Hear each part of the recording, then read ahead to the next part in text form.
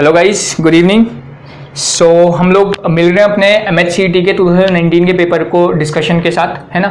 Already मैं part 1 and part 2 करा चुका हूँ, क्वेश्चन नंबर 34 तक। तो जिसने पार्ट 1 पार्ट 2 नहीं देखा है वो लोग पार्ट 1 पार्ट 2 देख लो। एंड नाउ हम कंटिन्यू करते हैं अपने क्वेश्चन नंबर 35 से अपने पार्ट 3 के अंदर, ठीक है। तो नाउ क्वेश्चन नंबर 35 क्या कहता है? क्वेश्चन 35 कह रहा है विच among the following group 15 element does not exhibit allotropy. ठीक है, तो जो एलोट्रॉपी प्रॉपर्टी होती है डाउन द ग्रुप क्या होती रहती है? डिक्रीज होते रहती है। तो definitely bismuth will not show allotropy, ठीक है। तो 35 का क्या हो जाएगा? डी हो जाएगा आपका। बिस्मथ क्या नहीं करता है? एलोट्रॉपी फॉर्म शो नहीं करता है। क्वेश्चन नंबर 36 क्या कहता है? Which of the following oxide of nitrogen is called nitrogen sesquioxide. ठीक है, तो ये बेसिक सा क्वेश्चन बी हो गया। N2O3 को हम नाइट्रोजन सेस्क्यू ऑक्साइड कहते हैं। नोट्स का क्वेश्चन आ गया B. N2O3 is called nitrogen sesquioxide, ठीक है। N2O3 is called nitrogen sesquioxide, ठीक। ओके, 36 हो गया हमारा। 37 क्या कहता है? फॉर द एलिमेंट्री रिएक्शन 37 कह रहा है for the elementary reaction 2SO2 gas plus O2 gas से क्या बन रहा है आपका? 2SO3 गैस तैयार हो रहा है। कौन सा इनमें से सही रिलेशन है? तो देखो DSO2/dt SO3/dt में हाफ होगा। चलो मैं लिख ही देता हूँ। तो क्या होगा? DSO2/dt, यहाँ क्या होना चाहिए? 2 है तो 2 डिवाइड में जाएगा, is equals to DO2/dt minus का इज इक्वल्स टू 1/2 DSO3/dt। तो चेक कर लो कौन सा इसमें से वैलिड है, कौन सा दिख रहा है वैलिड। DSO3/dt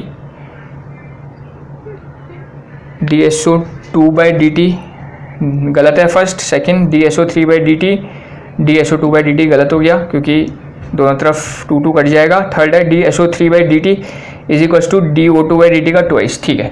थर्ड वाला सही है। देखो इन दोनों को कंपेयर करोगे तो यहाँ से 2 इधर से जाएगा तो 2 टाइम दे रखा है इसको थर्ड वाले ऑप्शन में। तो 37 का क्या हो जाएगा? सी हो जाएगा, ठीक है। केमिकल काइनेटिक्स का सिंपल सा क्वेश्चन। ओके, क्वेश्चन नंबर 38 क्या कहता है? For the process entropy change of a system, ठीक है। For the process entropy change of a system is expressed as. Entropy change क्या हो रहा है? Delta S is to Q upon T. तो सीधा सा फॉर्मूला आ गया, delta S is to Q upon T. Entropy का हमने फॉर्मूला देखा था क्यू रिवर्सिबल अपॉन टी। तो क्या आंसर आ गया? बी आ गया। 38 का क्या गया? इस बी आ गया, ठीक है। डायरेक्ट फॉर्मूला बेस्ड क्वेश्चन आ गया कि एंट्रोपी चेंज को किस तरीके से एक्सप्रेस करते हो। तो delta S equals to Q reversible upon T से हम एक्सप्रेस करते हैं। Okay, question number 39 which among the following is not a semi synthetic polymer? Terylene, viscose rayons, cupra aluminium silk and acetate rayon. तो viscose रायॉन्स, ठीक है। Memory based question है ये। या फिर टेराइलिन या फिर क्यूप्रा एमोनियम सिल्क या फिर एसीटेट रायॉन, ठीक है।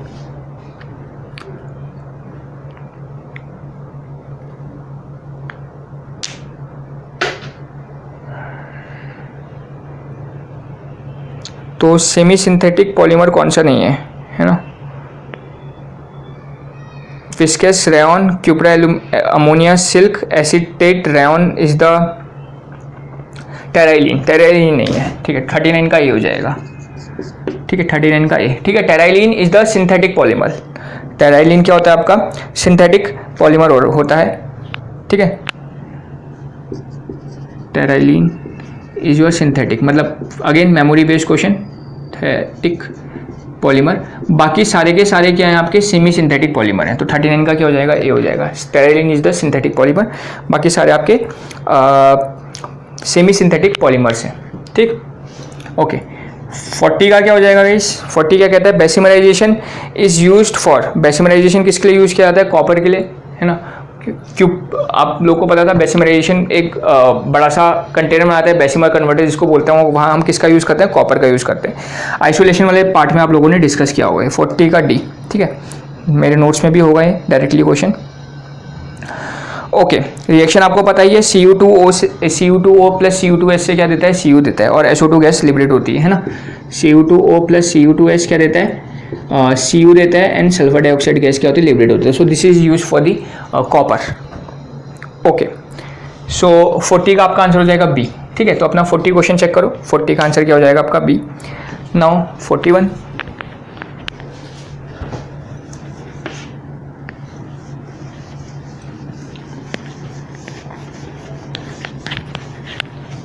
ठीक है.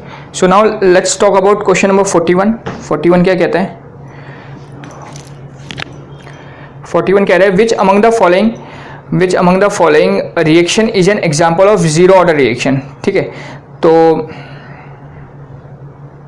वैसे ये क्वेश्चन आपका फर्स्ट रिएक्शन तो सूडो फर्स्ट ऑर्डर रिएक्शन हो गई है ना. First question pseudo first order reaction हो गई. NH3 को प्लेटिनम की प्लेस में डाल रहे हैं, this is the zero order reaction. वैसे ये directly examples of the reactions के क्वेश्चन आ गए, नहीं आना चाहिए था वैसे, क्योंकि मेमोरी बेस्ड क्वेश्चन है. इतनी सारी दुनिया भर की रिएक्शन है, सब तो याद रह नहीं सकती कि कौन सा फर्स्ट ऑर्डर होता है, कौन सा जीरो ऑर्डर होता है ना. तो सीधी सी बात है, इतना ज़्यादा, पर ठीक है अभी आ गया तो आप लोग नोट कर ही लो कि 2NH3 से N2+3H2 कौन सी ऑर्डर की रिएक्शन होती है. Decomposition of gases ammonia is the zero order reaction. ठीक है, इसका जो डिकम्पोजिशन होता है मतलब जो रेट होगा इज इक्वल टू KNH3, इसकी पावर क्या होगा, जीरो होगा. सो this is the zero order reaction. ठीक है, नोट कर लेना इसको. नाउ अगला क्वेश्चन 42 क्या कहता है? The resistance of 1/10 molar solution is इतना. दे रखा है आपको 2.5 10 की पावर 3 ओम. मोलरिटी दे रखी है आपको 0.1 मोलर, मतलब 1/10 का मतलब 0.1 molar. What is the molar conductivity है ना. What is the molar conductivity, मैंने डेल्टा एम आपको बताया. डेल्टा एम क्या होगी, कप्पा 1000/m, ये होता है फॉर्मूला. तो कप्पा निकाल लोगे, कप्पा कैसे निकलेगा? रेजिस्टेंस दे रखा है, सेल कांस्टेंट दे रखा है क्या, यस सेल कांस्टेंट दे दिया है, x इज इक्वल टू 1.25. तो c इज इक्वल टू क्या होता है, कप्पा A/L होता है. तो कप्पा निकलेगा सबसे पहले is equal to c into L/A, this is L/A है ना. Cell constant is the L/A 1.25 जो दे रखा है. और c क्या लिख सकते हो, 1/r लिख सकते हो इंटू L/A. तो 1/r, r की वैल्यू दे रखी है आपको 10 की पावर 3 और L/A कितना दे रखा है आपको 1.25. समझ लो बात. ये क्वेश्चन में गिवन है सेल कांस्टेंट कितना होता है L/A. तो c is equal to kappa A/L, तो कप्पा निकलेगा पहले c L/A, c क्या हो गया 1/r. तो इसको सॉल्व कर दिया, तो दिस इज कप्पा, इसको उठा के यहाँ पुट कर दो, आ जाएगा आंसर. तो कप्पा यहाँ पुट करना है 2.5 इंटू 10 की पावर 3 और ये 1.25 हो गया इंटू 1000 और डिवाइड बाय m कितना है 0.1. तो इसको सॉल्व कर लो, you will get your answer. ठीक है, तो डायरेक्टली फॉर्मूला बेस्ड क्वेश्चन आ गया. इसका आंसर हो जाएगा, आंसर मैंने सॉल्व कर रखा है इसको. इसका आंसर हो जाएगा 5. ठीक है, 5 ohm inverse centimetre square mole inverse. तो बी आंसर हो जाएगा इसका, 5 ohm inverse centimetre square mole inverse. So 5 का आंसर कहाँ दिख रहा है, बी. तो गाइस 42 का आंसर हो जाएगा बी. ठीक है, तो सिंपल क्वेश्चन है, directly formula based question. Delta M is to kappa 1000/m. बस कप्पा कैसे निकलता है, कप्पा इज टू इस फॉर्मूले से निकल जाएगा. सी इज टू कप्पा A/L और L/A गिवन नहीं है आपको, L/A गिवन है. सेल कांस्टेंट इज L/A है ना. ये हमने अपने इलेक्ट्रोकेमिस्ट्री के अंदर ये डिस्कस किए हुए हैं सब चीज़ें. आप लोगों ने भी जहाँ जहाँ पढ़ा होगा वहाँ डिस्कस किया ही होगा, बेसिक सी चीज़ें है ना guys. Okay, question number next that is 43. कहाँ गया, ओके ठीक है. तो 42 का आंसर हो गया आपका B, that is 5 ohm inverse centimetre square mole inverse. ठीक, now next question number 43 question क्या कहता है, 43 कह रहा है if van't Hoff factor for 0.1 molar BnO3 2 solution is i की वैल्यू दे रखी है 2.74. The degree of dissociation alpha पूछ रहा है. तो अल्फा का फॉर्मूला आपको पता है क्या होता है, I-1/n-1. ये तो आसान सा क्वेश्चन है. 2.74 - 1. n कितने मिलेंगे, क्या है आपका barium nitrate BaNO3 hold wise है ना. तो देखो कितने n मिलेंगे टोटल, 2 यहाँ से, एक इसके नीचे 1 कुछ नहीं है तो 1, तो 1 2 1 3, 2 + 1 3 ऐसे निकल टोटल n. तो 3 - 1 तो लगा लो, तो कितना हो जाएगा 1.74 डिवाइड बाय 2. तो इसको सॉल्व कर लो. 1.74 डिवाइड बाय 2 कितना आएगा सॉल्व करके, 1.74 डिवाइडेड बाय 2 तो 0.87. ठीक है, सो सीधा सा क्वेश्चन था 0.87. ऐसा कोई आंसर दिख रहा है, यस ए आंसर हो जाएगा. तो 43 का आंसर क्या हो गया आपका, ए हो गया.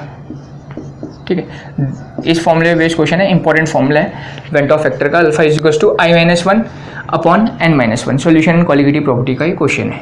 ठीक है, alpha is equals to I-1 upon N-1. Okay, now next question 44. What happen when ionic hydride of S block element in molten state is electrolysed. जब उसको इलेक्ट्रोलाइट करेंगे तो हाइड्रोजन कहाँ लिबरेट होता है? हाइड्रोजन गैस हमेशा कहाँ लिबरेट होती है? एनोड में लिबरेट होती है, ठीक है. और कैथोड में वो मेटल जाके डिपॉजिट होगा. तो हाइड्राइड आयन माइग्रेटेड कैथोड, नहीं, metal migrated cathode and hydrogen gas liberated anode, ठीक है. कैथोड में, क्योंकि आप मेटल हाइड्राइड पूछ रहे हैं ना एस ब्लॉक का, ठीक है. तो एस ब्लॉक में कैथोड में कौन जाएगा? वो मेटल चले जाएगा या आयनिक हाइड्राइड जो भी है. और एनोड में क्या लिबरेट होगी? आपकी हाइड्रोजन गैस लिबरेट होगी. Dihydrogen is liberated anode. तो 44 का आंसर हो जाएगा डी. अगेन ये भी इस टाइप के क्वेश्चन काफ़ी ज़्यादा इंपॉर्टेंट होते हैं. इसके लिए मैंने ट्रिक बता रखी है, एक वीडियो बनाई है इलेक्ट्रोलिसिस की, ठीक है. तो आप लोग मेरे वीडियोज़ वाले सेक्शन में जाके इसके ऊपर की मेरी पूरी ट्रिक एंड क्वेश्चन आप लोग देख सकते हैं. अगर जिसको नहीं पता है, तो जिसको पता है तो अच्छी बात है, कोई प्रॉब्लम की बात नहीं है, ठीक है. जिसको नहीं पता है, एक सीरीज ऑफ कॉन्सेप्ट करके मेरी प्ले लिस्ट है, उसमें इलेक्ट्रोलिसिस के ऊपर एक ट्रिक है. तो आप लोग देखें तो आपको ये बहुत ईजिली समझ आ जाएगा, ठीक है. ओके, क्वेश्चन 45 हो गया. 45 क्वेश्चन क्या कहता है? 45 क्वेश्चन कहता है which of the following is not a property of red phosphorus insoluble in carbon disulphide, ठीक है.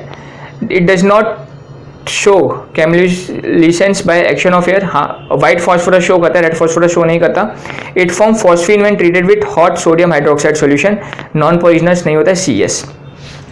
तो हमें पता है रेड फॉस्फोरस नॉन पॉइजनस होता है. जो व्हाइट फॉस्फोरस या येलो फॉस्फोरस होता है वो पॉइजनस होता है, ठीक है. और कैम्युलेसेंस प्रॉपर्टी भी केवल व्हाइट फॉस्फोरस, मतलब चमकना, जब उसको हवा में रख दिया जाता है, मतलब यहाँ रख दिया जाता है, तो व्हाइट फॉस्फोरस ग्लो करेगा. तो that property is called chemiluminescence properties, है ना. और ये हमारा रेड फॉस्फोरस शो नहीं करता है, वो भी ठीक है. इट फॉर्म फॉस्फीन, ये गलत है, ठीक है. Okay, 46 question. 46 क्या कहता है? The bond line formula of 1 iodo 2,3 dimethyl pentane. तो 1 आयोडो क्या है बोल रहा है? 1, तो हमेशा मैं बोलता हूँ पीछे से आगे चला करो. पेंटेन हो गया 1 2 3 4 5 पेंटेन. फर्स्ट में क्या जोड़ दिया? आयोडो जोड़ दिया. 1 आयोडो, 1 2 3 4 5 2 3 मिथाइल, 2 3 डाइमिथाइल पेंटेन. तो ये आपका स्ट्रक्चर हो जाएगा 1 आयोडो 2 3 डाइमिथाइल पेंटेन. तो देखो कौन सा सही लग रहा है आप लोग को. 1 में आयोडो है, 1 2 3 4. आयोडो कहाँ जोड़ा है इन्होंने? यहाँ जोड़ा है, ठीक है. 1 2 3 4, 1 2 3 4 5. ए वाला हो जाएगा, ठीक है. ए वाला हो जाएगा इसका आंसर. ए होगा ना. ये क्या बनाया उन्होंने? ऐसा बनाया, थोड़ा सा डिफरेंट बनाया इन्होंने. नहीं, ये ए तो नहीं होगा, सॉरी. 2 आयोडो हो गया ना, ए नहीं हो सकता. फर्स्ट पोजीशन में आयोडो कहाँ जुड़ा है? 1 2, ये भी नहीं हो सकता. 1 2 3 डाइमिथाइल. 1 आयोडो 1 2 3 4 5, ये इसका स्ट्रक्चर होगा. वैसे तो मुझे कोई सा भी नहीं दिख रहा है. 1 2 3 4 5, ये 2 आयोडो हो जाएगा. कोई भी ऑप्शन नहीं है, सारे के सारे गलत हैं इसके 46 के, ठीक है. तो 46 का ये आपका आंसर होगा. The bond line formula for 1 iodo 2 3 dimethyl pentane. So this is the bond line formula. 1 पे क्या जुड़ा है? आयोडो जुड़ा है. 2 3 पे क्या जुड़ा है? डाइमिथाइल जुड़ा है. 1 2 3 4 5 5 कार्बन की पेंटेन है, ठीक है. देखो फर्स्ट ऑप्शन में क्या है? अगर फर्स्ट हम चेक करेंगे तो नंबरिंग हम कोने से ही करते हैं, तो 2 आयोडो आएगा. तो फर्स्ट वैसे ही गलत हो गया क्योंकि 1 आयोडो बोल रहा है. सेकंड में भी 2 आयोडो आएगा, सेकंड भी गलत हो गया. थर्ड में भी 2 आयोडो आएगा एंड फोर्थ में तो 3 आयोडो आएगा. तो कोई भी ऑप्शन सही नहीं है. तो 46 का ये वाला डायग्राम सही रहेगा, मतलब this is the bond line structure, ठीक है. तो जो ऑप्शन है ऑल आर रॉन्ग, ध्यान रखना. तो ये आपको शायद इसमें सबको नंबर मिल जाए, है ना, एक्स्ट्रा नंबर, क्योंकि इसमें कोई ऑप्शन ही सही नहीं है. So this is the correct bond line form. अब ये आयोडीन उठ करके यहाँ भी हो सकता था, अपनी आप समझ जाओ, ठीक है. तो 46 का नन लिख देता हूँ मैं, नन. कोई भी आंसर यहाँ पर सही नहीं है. Okay, now next 47.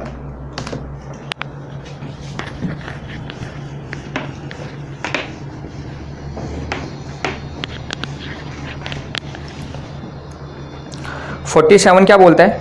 47 बोलता है व्हेन प्रोपीन को रिएक्ट करा रहे हैं HCl के साथ in the presence of peroxide. Peroxide का कोई लेना देना है ही नहीं, पेरोक्साइड केवल कहाँ काम करता है, रिएक्ट व्हेन HBr लिया जाता है तभी पेरोक्साइड काम करता है, वरना तो नॉर्मल रिएक्शन ही होती है मार्कोनिकॉफ रूल के अकॉर्डिंग। 2 क्लोरो प्रोपेन बनेगा तो C हो जाएगा, ठीक है, 2 क्लोरो प्रोपेन। ऐसा नहीं कि पेरोक्साइड देखते साथ आप लोग एंटी मार्कोनिकॉफ रूल लगा लो, गलती मत करना गाइस। पेरोक्साइड केवल और केवल HBr के साथ रिएक्ट, जब HBr होगा ना तभी एंटी मार्कोनिकॉफ रूल लगेगा, तब AMA लगेगा, एंटी मार्कोनिकॉफ एडिशन। बाय उसके अलावा अगर पेरोक्साइड के साथ HCl हो, HI हो, हमेशा मार्कोनिकॉफ एडिशन ही काम करता है, ठीक है, तो ये गलती मत करना। तो 47 का हो गया C। नाउ 48 क्या बोल रहा है, which hydrate among the following is the strongest reducing agent. तो down the group reducing power क्या होती है, बढ़ती जाती है, तो बिस्मथ की हाइड्रेट सबसे ज़्यादा रिड्यूसिंग नेचर शो करेगी। 48 का भी हो गया, ठीक है, सीधा सा P ब्लॉक का क्वेश्चन है, down the group reducing character बढ़ता है तो bismuth hydrate is the strongest reducing agent, ठीक, ओके। तो 49 क्या हो गया, विच of the following is not an antiseptic compound. Boric acid is an antiseptic, iodoform भी एंटीसेप्टिक के तौर पे यूज़ किया जाता है, पेरोक्साइड भी एंटीसेप्टिक होता है, डॉक्टर के पास जाते हैं तो पेरोक्साइड ही डालता है वो हमारे जो वुंड वगैरह होते हैं। Potassium sulphide is not an antiseptic, potassium sulphide कहाँ यूज होता है, it is use as a food preservative, ठीक है, ऑप्शन डी हो जाएगा। तो क्या यूज करते हैं इसका, पोटेशियम सल्फाइड का फूड प्रिजर्वेटिव्स में यूज़ किया जाता है, ठीक है, तो ध्यान रखना। तो आंसर क्या हो जाएगा आपका, डी हो जाएगा। बाकी सारे के सारे एंटीसेप्टिक हैं but D is the food preservatives, okay. Now last question 50 question क्या कहता है, beta pleated sheet of polypeptide chain are present in, ठीक है, कहाँ प्रेजेंट होती है, सेकेंडरी है ना, secondary structure, primary structure, tertiary या फिर quaternary. Beta pleated chain present in the peptide के सेकेंडरी स्ट्रक्चर में, तो ए हो जाएगा, ठीक। तो सेकेंडरी स्ट्रक्चर में क्या होते हैं, बीटा प्लेटेड चेन्स प्रेजेंट होती हैं। आपको हम लोगों ने अपने पॉलीमर वाले चैप्टर्स में देखे होंगे इनके structures, primary, tertiary, secondary and quaternary structures होते हैं। बीटा प्लेटेड वाले कहाँ प्रेजेंट होते हैं, सेकेंडरी में प्रेजेंट होते हैं। तो ये हो गया गाइज आपके क्वेश्चंस, 50 क्वेश्चंस। हमारे MST CET का पेपर कंप्लीट हो चुका है 2019 का, ठीक है। तो आप लोग देखो, कोई डाउट है तो कमेंट सेक्शन में आप लोग कमेंट करें, I will resolve your doubts, ठीक है। Thank you, have a nice day.